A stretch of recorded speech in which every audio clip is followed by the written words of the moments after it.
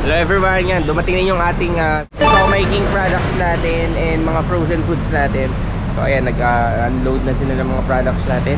Mamaya pupunta tayo sa Bawan para mag-deliver ng mga products po ng mga business partner natin. Yeah. Kasama natin si Coach Clarissa, ang owner ng business center ng Batangas. Visit na kayo, dito na yung orders nyo.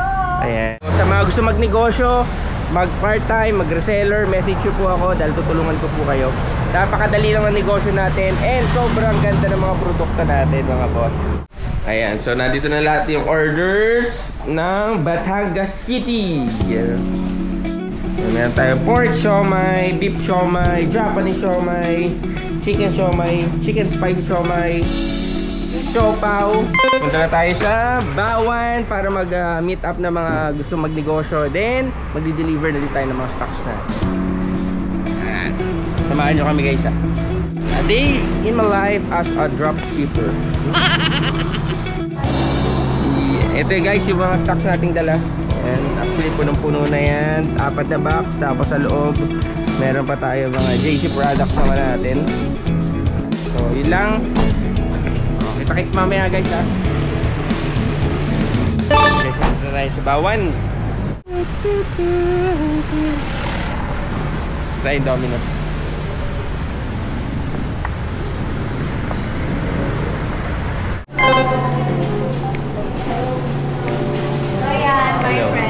Dayan. Ang ganda ng pangalan ha. Hello po. Ito tayo sa Domino's. Yan. Actually, si Ma'am Dayan pala yung makakasap natin mamaya. Yan. Kasama ni partner Mary Joy. Si Maria. Ayan. Kamusta kayo? Okay naman. Medyo pagaling ng ating mata. Nagkakiliti was tayo eh. Kung ano nakikita natin. Ay, may promo yung Tuesday. Nasa akin. Hello. Dami mo pala kasama ha. Hello po. Hello po. Ay, magkapatid po kayo. Okay. Tapos kasama natin si Brother Ray. Yeah. Kaya kasi Ate Jen, invite ko yung sana para po personal mo.